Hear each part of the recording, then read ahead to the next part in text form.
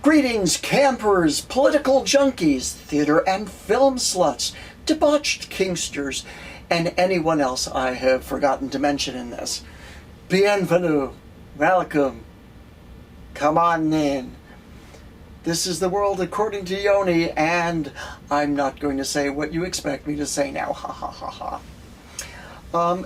This show represents my 65th, or as I like to call it, my Medicare birthday.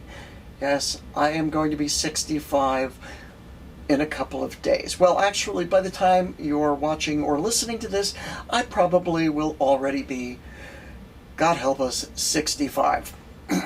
So, this is a special show. And, of course, when you're doing a special show, special things happen. In this case, my guest for today got sick and won't be with me. So, now, it was a really, really good person who's going to be my guest. But I don't want to give it away because after he's feeling better, I'm going to invite him back and hopefully we'll get that together. So, that's that. And of course, a special show merits special events. And I have to admit, this week I got a couple of pieces of joy, pure pleasure. Now, some of you may know I am not a humongous fan of the guy who roams the halls of the White House these days. Not a big fan. But he did something this week that, actually he did two things this week, both of which are so unbelievable to me and joyous that I had to share it with you. The first thing he did was he held a press conference in which, for the first time I think in his entire career, he told the truth. He said something real. What he said was, nobody likes me. Guess what? He's right. Nobody likes him. Well, okay. Some of his followers, the maggots, like him. But let's face it, most of them are not the brightest bulbs in the room. So, when it comes to real people, he's right. No one likes him. And after he said it, he left the press conference. So I just thought that was beautiful. The other thing he said that perplexed me is, well, I guess it had been a rough week on Twitter, and he made the comment, all these people, and I'm sorry, I'm paraphrasing here. He made the comment, all these people who are saying nasty things about me, well, that's illegal. Sorry, no, it's not. If it was illegal, I hate to break it to you, but you'd be in jail for the comments you made about President Obama throughout his entire tenure in office. But insulting presidents is an American precedent that was set under John Adams. Sure, everybody loved George Washington, but when John Adams became president, when Thomas Jefferson became president, let me tell you, the newspapers, the town criers, everyone had something to say. A lot of it wasn't pleasant. So, Donnie, you're just following in a long line of presidents who've been insulted. You just happen to be the worst. So, the insults coming your way are the worst, and I think you should lay back and enjoy it. I certainly am. And with that, let's get to the real juicy stuff. On a more somber note, let's face it, This has been a shitful week. I mean, I tried to get around it, but there's just no use. We have all been cooped up so long. There's almost nothing new to watch on Netflix and Amazon. I know. It's a tragedy. And while I'd like to get Disney, because I really would like to see Hamilton, who has the money left at this point? So we've binged everything there is, and while I'm really happy to have a show like Winona Earp back on after 2 years, and let me tell you, the first episode was great. If you haven't seen it, you should. While I'm really happy to have it back, there is a minor problem. Now we have to wait a week to see the next episode. We have all become so spoiled. I mean, top of the list, me. But we've become so, what's the word? I don't know. We have become so used to binging shows where we can sit there and spend a night watching an entire season of a show that now when we have to wait for a show, it's just tragic. And I don't know what to say. And the worst of all, at least for me, Supernatural was supposed to end last season. We never got an end to Supernatural. Now that's just not fair. How are we supposed to deal with something like that? I just don't know what to say or do about it. That being said, things aren't doing too well on the home front either. Could please someone, anyone, just tell me what the hell was that so-called hearing in the House Judiciary Committee the other day? I mean, the democratically controlled committee finally gets William Barr's bulbous ass in a seat under oath. And with the exception of one or two congresspeople, what did they do? I mean, they made a lot of nice speeches, which will make for nice sound bites. Of course, then the Republicans got up and made their speeches. Now, of course, they were lies, innuendo, the usually things that Republicans do to counter the truth that the Democrats speak. But they do it so colorfully that that's going to make for good sound bites too. So you've got sound bites from two sides, and from William Barr, almost not a goddamn thing. Well, there is one thing, and I think it was completely accidental. He did say, when asked if the president had the right to seek foreign help in an election, he asked if that was legal. And Barr's answer was, well, it depends on the situation. I hate to break it to you, Mr. Barr, you are the Attorney General of the United States. So one would think you would know that it is illegal under any conditions for the President of the United States to seek help in his election campaign or re-election campaign from a foreign government. You can't do it. No, against the rules. Sorry. But as this country slides on a minute-by-minute basis into becoming a totalitarian state, the Judiciary, my mouth is not working. The Judiciary Committee of the House of Representatives has one of the authors of this fascism sitting there in front of them, sworn to tell the truth. And they let the motherfucker ignore questions, equivocate, or outright lie to their faces. This, my friends, is beyond comprehension to me. And, for Congressman Jerry Nadler, the Democratic chairman of the committee,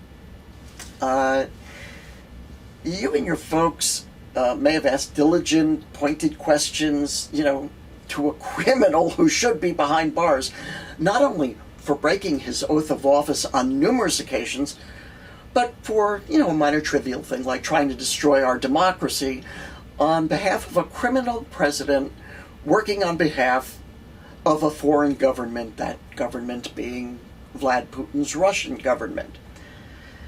Yeah, you guys sure filled my heart with hope. And in case anybody missed it, that was pure, unadulterated sarcasm. So, I'm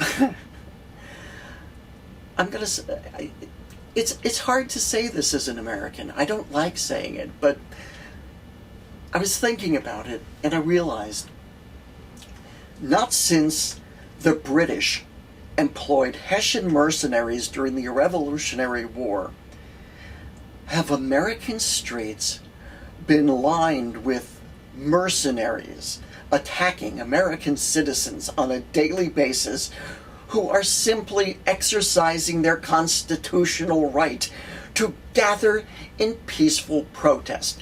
And I know I talked about this in the last show, but it's still going on. It's spreading to other cities, and God knows Portland is still a hellhole. But I have to say, I said it last week. If anybody remembers, in last week's broadcast, and for those who follow me on Twitter, you know this is true because I wouldn't let up about it. I said that I believed those so-called DOJ officers or Border Patrol, as we were being told they were really Eric Prince's Blackwater Nazis. And I kept getting told, no, they're not. They're DOJ. They're Border Patrol. But no, it turns out that I was right. They're mercenaries. They're hired mercenaries. Eric Prince's. Now go figure. Eric Prince, a huge donator to the Republican and Trump campaigns. The brother, in case you didn't know it, of Betsy DeVos, our genius of an educational secretary, and a man who trains mercenaries, helped our, I take it back, not our, some of your presidents in these illegal actions. And that's another point of fact we should talk about. It is illegal for these guys to be doing this, because if they're federal officers, once they are off federal property, unless invited in by the governor of the state, and I can promise you the governor of Oregon did not invite these people in, it is illegal for federal troops to be doing what these people are doing.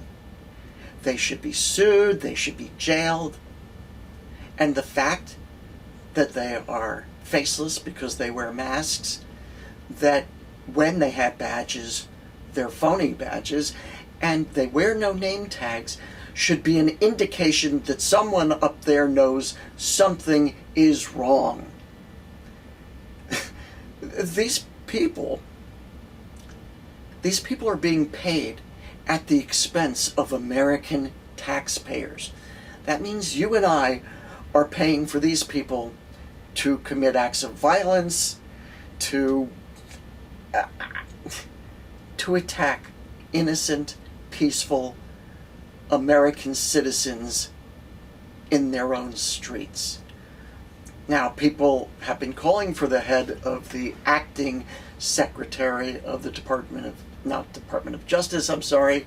He's not acting, well, he is acting, but I refer to last week's Asshole of the Week, acting Department of Homeland Security Chief Chad, I sound like I live on the beach, Wolf.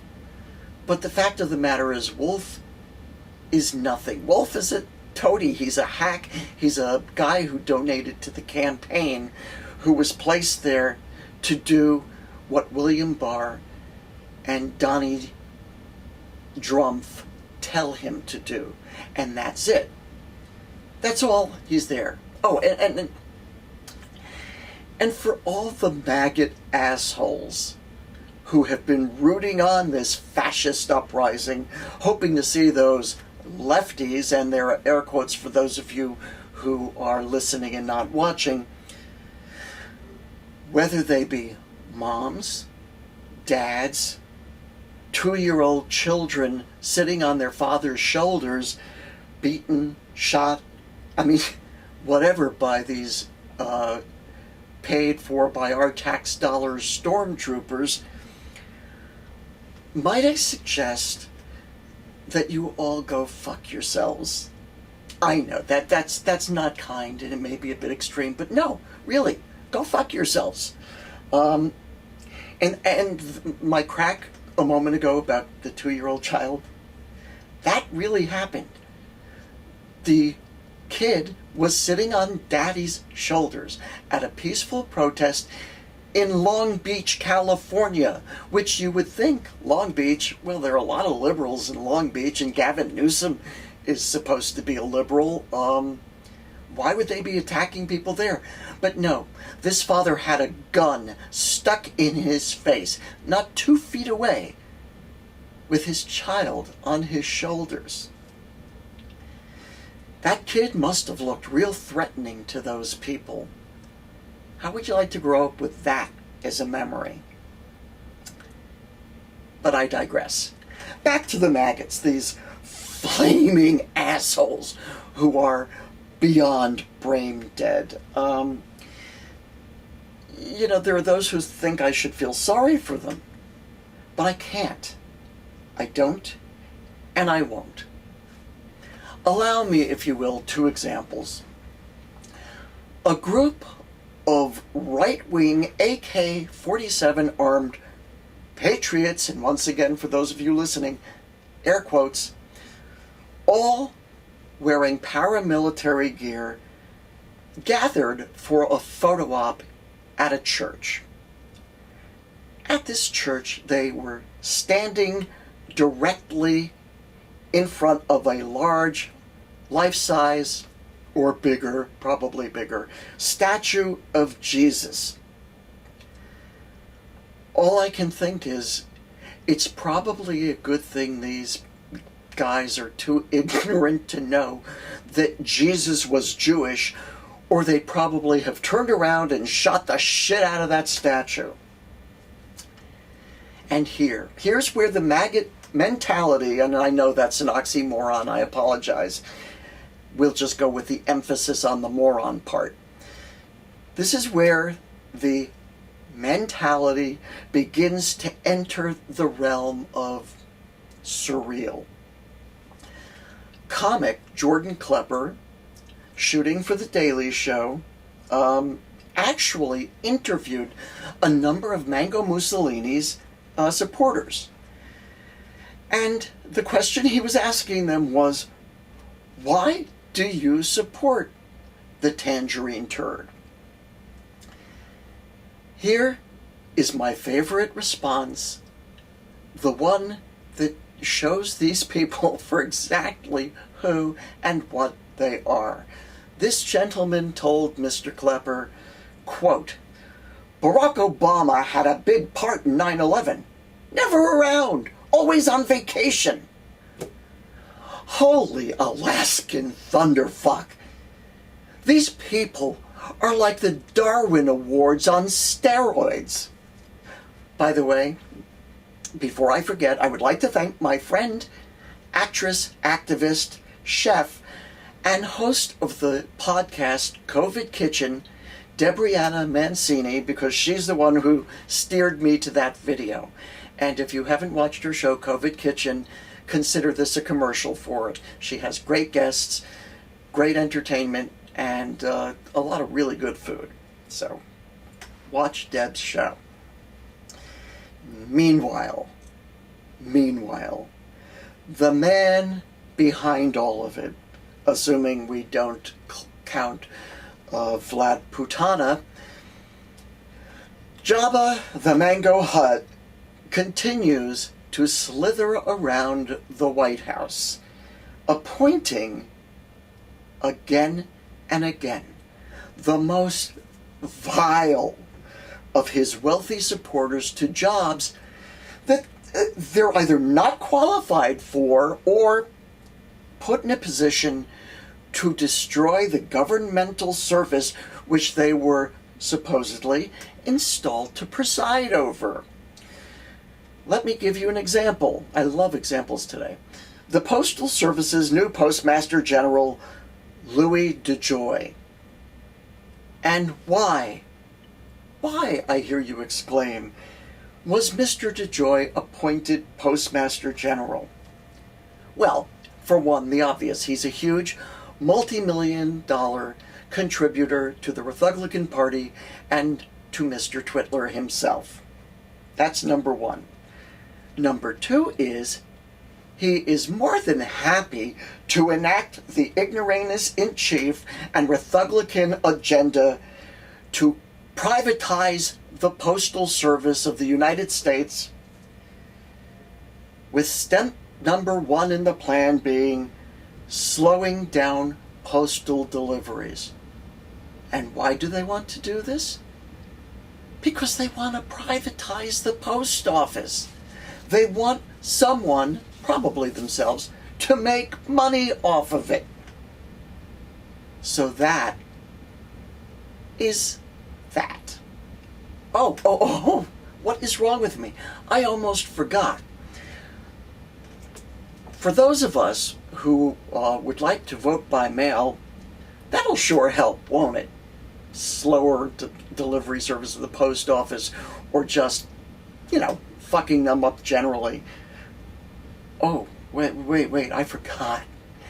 The Republicans want to force people, meaning Democrats, especially in areas where there are large black populations and very few voting machines, they want to force the people to go to the polls where they will have to stand in line, hoping those who are frightened, with good reason, of catching COVID-19 might not show up.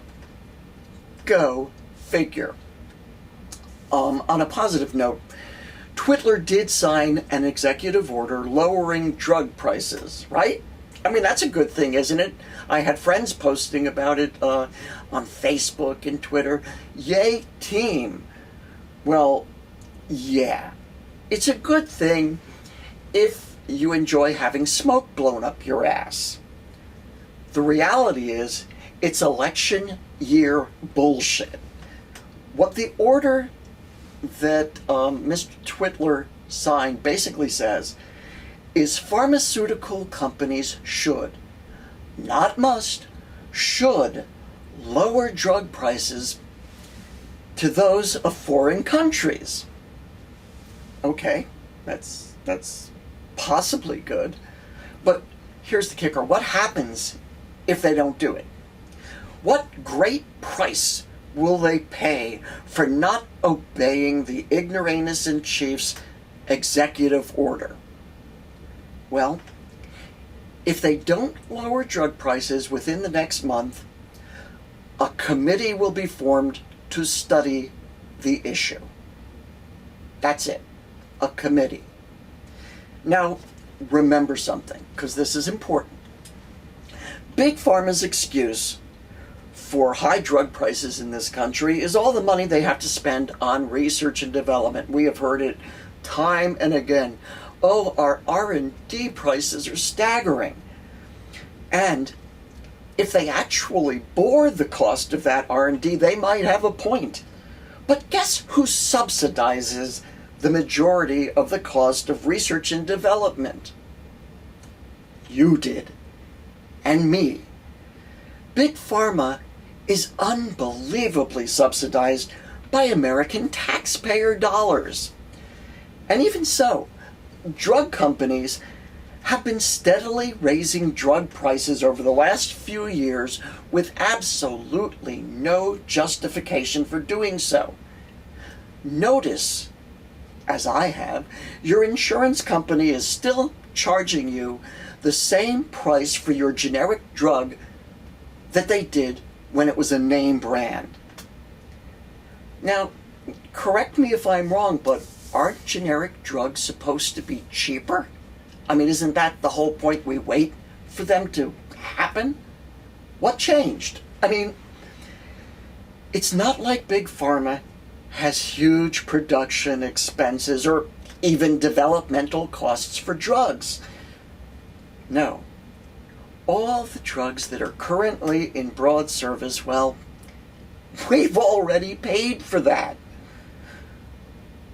What's really going on is nothing more than a political ploy. I know the Republican Party likes to accuse Democrats of hoaxes and ploys, but this is a real ploy. So whenever the House bill regarding prescription drug prices ever moves to the Senate, Big Pharma can fall back on their earlier incredibly profitable pricing, but continue bitching and moaning about how badly they're suffering because of this evil, hopefully democratic government. It's enough to make you sick, at which time you'll need more drugs to help you with that, so it all kind of makes sense. Okay, now, I'm going to change tracks a little bit and talk about something that I need to explain before I get into it, because I don't want to offend the people I don't mean to offend, namely some of my Christian brethren. I should note, my mother-in-law is a good Christian. By good Christian, I mean she actually tries to live by the teachings of Jesus. My father-in-law was, during his entire lifetime, a Lutheran pastor. And he was a beloved man. He was a good man. He was also a liberal Democrat. There are a lot of good Christians. I mean, hell, look at Martin Sheen. He's a Catholic. And I can't think of any individual who has tried to live his life more by the teachings of Christ than Martin Sheen. One of those Hollywood actors, by the way. That being said, I made the mistake of getting into a Facebook debate I should have known better than to get involved in. It's just, I read something on a friend's timeline that so infuriated me I couldn't stop myself, even though I knew I should have. This comes from a fundamentalist, born-again Christian who, in my humble opinion as a Jew, wouldn't know Christianity if it smacked her in the face. Here's the direct quote from what she said.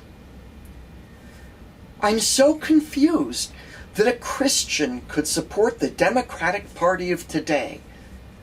Late-term abortions, dividing the country by supporting riots, protests, and civil unrest in order to try to win an election. Uprooting all things USA, protesting and hating our country. Siding with foreign countries just because President Trump doesn't support them. Leaning towards a socialist and Marxist government. And my biggest problem with this is siding with movie stars that are against Christian believers, TV shows that make fun of people like Tim Tebow and anti-religious groups. How can anyone that is a Christian vote for a party of hate, division, and disruption? I have never asked anyone to answer this before. I'm not being a jerk. I just don't understand." End quote. Let me start by saying, no, honey, you are a jerk. Not just a regular jerk. I've decided you are such an incredibly ignorant jerk. without naming you publicly, because I don't know you other than through this post you made, I have still chosen you as my asshole of the week. Before I address point by point, let me just say that this woman has it backwards, with the exception of, using terms like Hollywood and socialist and Marxist. Every single point she made is what the Republicans are doing, not the Democrats. So, from the get-go, I don't know what is in this woman's mind other than she must be listening to faux news on an hourly, if not 24-hour basis. But, okay, here's what I say to redress this woman's grievances, because I can. I have this show, which is my outlet. Yay me! Okay, now, as a native New Yorker, I have more than 40 years experience watching the actions of this motherfucking excuse for a president. The person you seem to believe is such a righteous person. One, I can tell you point blank that Donald Trump has never, ever, not once in his miserable life done anything for anyone else that did not in some way benefit him. Never.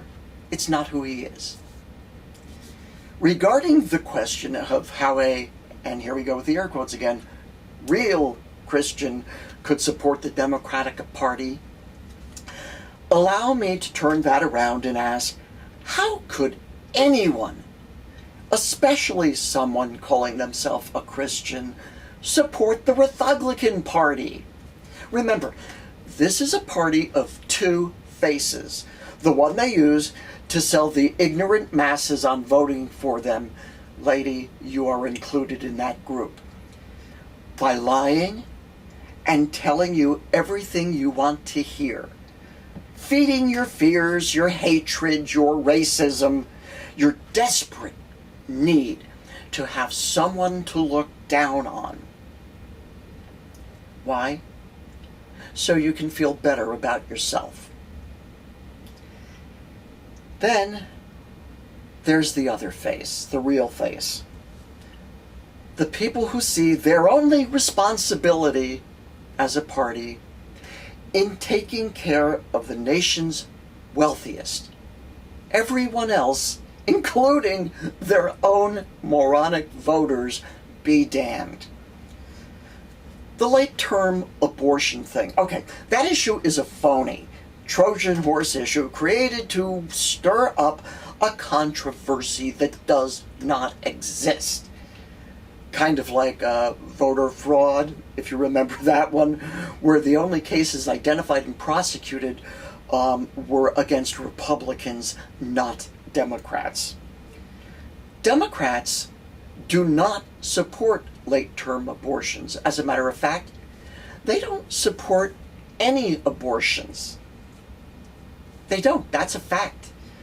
What they do support is an individual's right to make that choice for themselves. Period. That's it. To make the choice.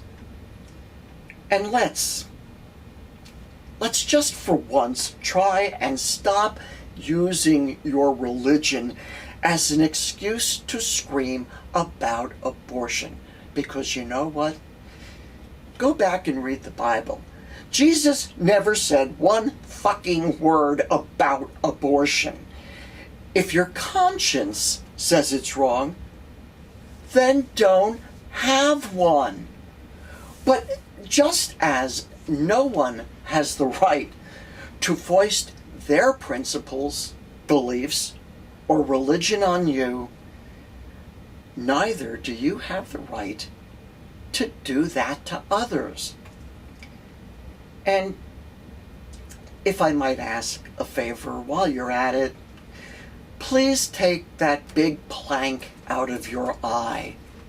You support an individual who, at best, is guilty of molestation and, more than likely, rape. If you don't believe he's paid for more than one abortion in his life, you know nothing about the real Adolf Hitler. And I'm sorry. No, I'm not really sorry. The Republican Party cares no more about human life, other than their own, than does Mr. Twitler. Come to think of it, neither do you. You're adamant about forcing people to have babies. But what happens after these babies are born? Oh, right. Yeah, welfare is evil. Unless, of course, it's corporate welfare, in which case, well, let's face it, mega corporations receive more public welfare from our tax dollars than have ever seen their way into the hands of a poor person's pockets. That, my dear, is the truth. You use abortion as your single hot-button issue. Well, if you're so fucking pro-life, why aren't you joining the moms and dads in Portland and every other major city in this country screaming about Black Lives Matter? And if you care about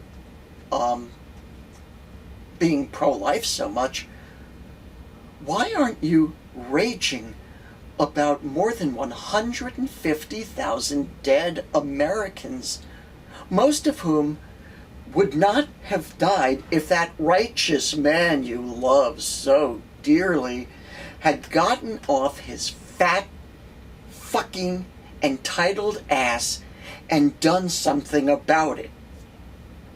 Instead, that vain, selfish, megalomaniac did nothing. And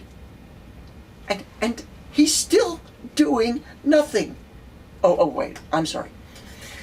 I've got to be fair, he is doing one thing.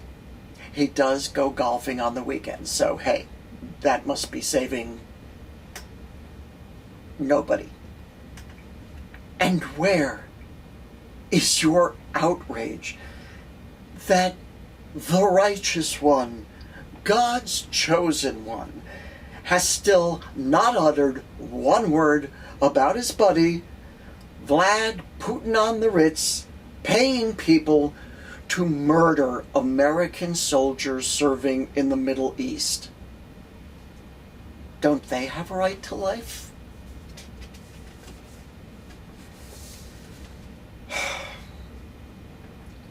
Shoving a Bible and religion in people's faces, but getting all righteous by picking and choosing only the parts of that Bible which justify your fears and prejudices, well, that, my friend, is a very human trait. But don't kid yourself for 1 minute that it's divine. And that, my friends, is my birthday rant.